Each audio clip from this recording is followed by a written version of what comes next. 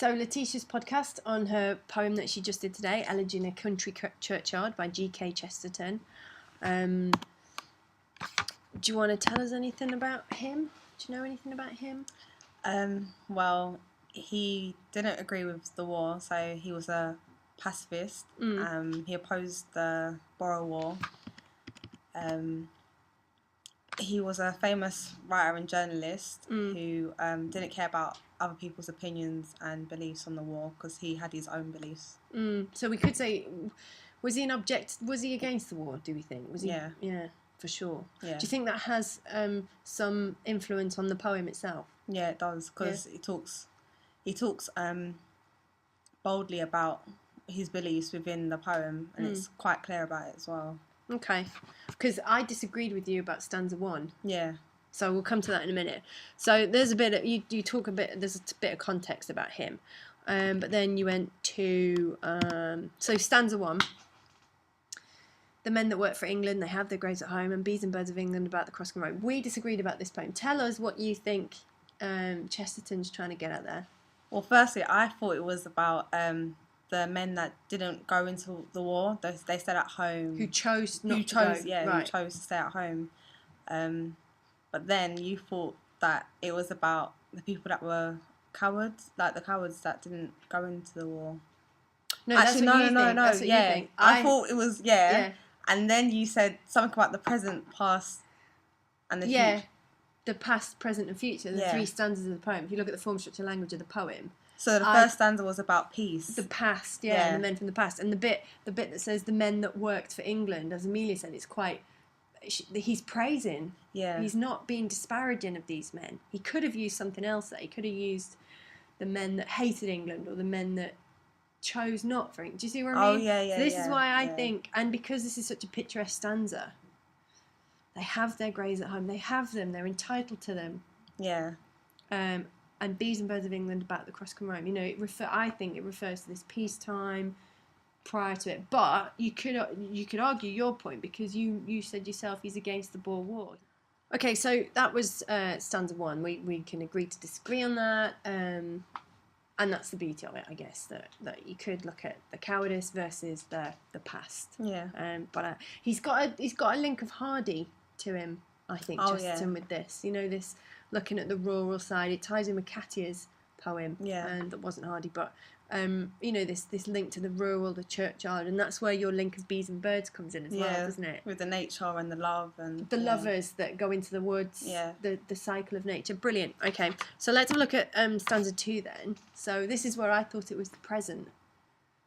But they that fought for England, following a falling star, alas, England, they have their graves afar. I see what you mean though, like with the past. So all the people that are at home, that they're just doing their normal daily routine of going to work and whatnot.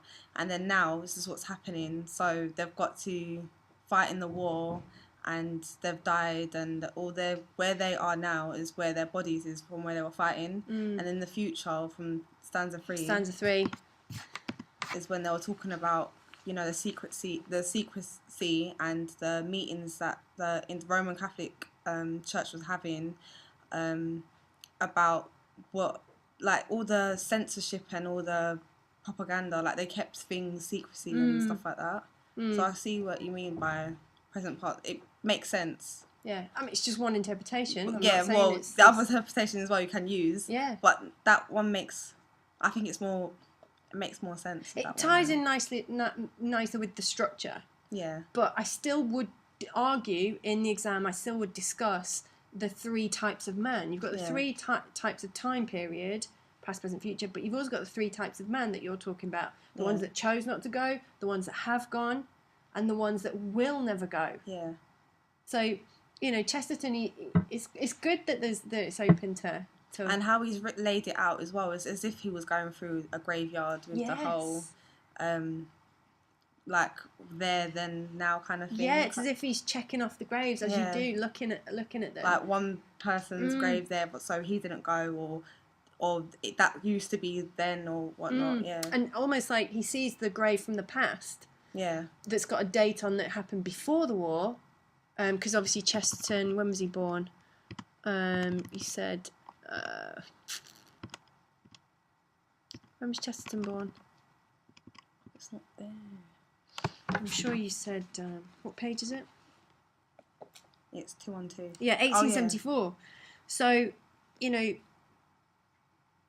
say he's 20 and he's walking through a churchyard, he's talking 1894.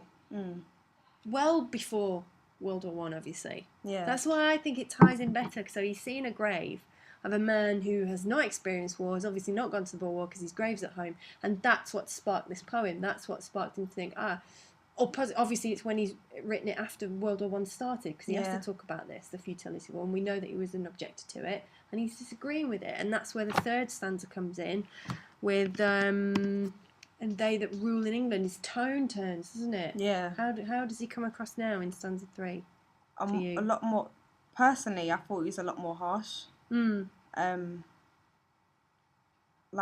he uses alas alas a lot as well, and I know that means sorrow and things like that. So I know, like, at the beginning, it was.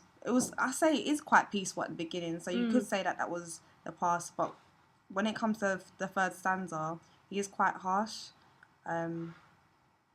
When he talks about the high authority, things like that. His bitterness comes across. It's almost like Blackadder. His anger at those that rule, those that are going to get away with it. Yeah. Chesterton's coming out, and they that rule in England in stately conclave met. Alas, alas for England, they have no graves as yet. Alas, alas for England, they have no graves as yet. And the ones that they're going to get is just of old age. Yeah. I did like this poem. Yeah? Yeah. Why? I don't know, it was... Now that you've explained it well, from your interpretation, I don't know, I like the fact that it seems like, for me, it gives me like an imagery of me walking through a graveyard and seeing it for myself and things like that. Like he's broken it down almost. I don't know, but and it's really short as well. Yeah. Yeah, but it could be anything. Short, powerful, impacting. Yeah. If you got it in the exam, would you be able to talk about it? Do you think? Definitely. There's loads of themes, isn't there? And it ties in with loads of different... Yeah, that second stanza of you said, following the falling star, obviously. What were the two poems? Do you remember? The one from History Boys. Oh, what, the Drummer Hodge? Drummer Hodge, and There Is a Corner. I can't remember what it's called, though. But the Foreign Field. That's it, the Foreign Field. There is a corner on Foreign Field. Yeah. That is Forever England. Yeah, it ties in with that brilliantly. And that's the one that you can use in the exam, because that's in the anthology. Yeah. I think it's Brooke. I think. We'll find out. We'll find out for the next podcast. Yeah. All right. So, brilliant. Thank you. Bye.